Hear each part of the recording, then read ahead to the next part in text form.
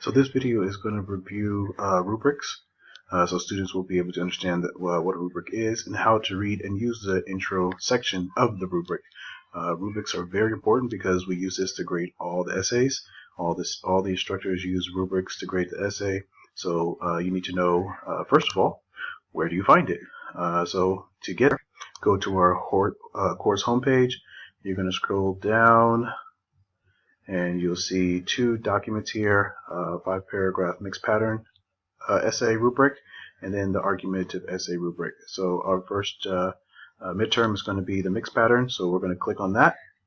After that document downloads, you open it up, you'll see this rubric, and as you can see down the side here, we have 4 different sections: introduction, supporting paragraph, conclusion, vocabulary, and also use of English mechanics and organization. So we're probably going to zoom into the introduction part. So what we see here, number one, we see that the introduction from the total essay is worth 15% of the total essay. Okay, and then across here, this is telling us which grade level gets each level of your introduction. So we have A level introduction, 100%, 90s, 80s or B, C 70, D 60, and F 10. So when we zoom into the introduction paragraph for A level, we see that it has a hook that is catchy, adequate info to provide background for the topic, and a well-focused thesis statement that introduces the essay and clearly addresses all elements of the writing prompt. Minimum of 6 sentences. So this is a A. Let's look at a C. So as you can see here, it says at least one introduction element is lacking or irrelevant. Readers can identify the purpose of the essay and the thesis, but it is not very clear. So again, what's happening here is that one part, remember we already went over the parts of the intro, one of the parts is missing or irrelevant, meaning it's not connected to the topic. So just bringing up some facts or some points that is not really connected to the topic, and or the thesis is not very clear. So again, that's why the thesis is so important to get. So one way that you can have a catchy hook is by starting with some interesting facts. For example, this intro starts with, every year millions of people travel to other countries for vacations, spending billions of dollars. Again, this is just China's telling us what is something that's happening in the world today and how much money is being spent on it. So this is a good example of a fact.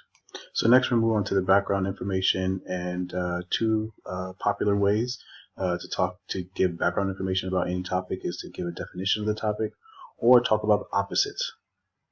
So going back to our example intro, after the hook, it continues by saying tourism creates jobs in hotels, restaurants, travel, businesses, taxis, entertainment centers, resorts, and many other places which serve tourists. Tourism can increase awareness of culture. Also, tourism can lead to a better environment where government will clean the streets and try to reduce pollution in order to keep the country attractive to visitors. While there are many benefits to tourism, it can lead to problems. So this is a really great example of showing the opposite. And this sentence right here is kind of like the turning point. So essentially what it was doing here was giving all these nice effects of tourism, right? It's painting a very nice picture saying, yeah, it creates jobs, it creates awareness, it also helps keep the place clean.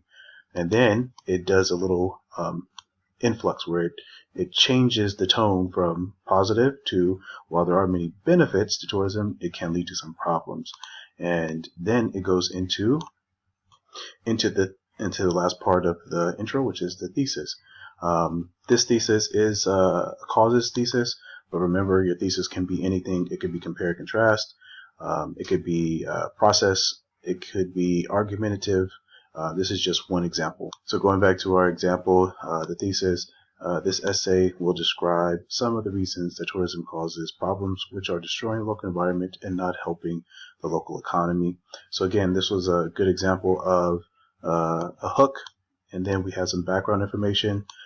This kind of just give us an idea of what tourism is, and they did a nice job of giving us the opposite, where it was telling us about all these positive things, but then it's saying that there are some negative things, and that is what the essay is going to focus on. So this is an example of an intro.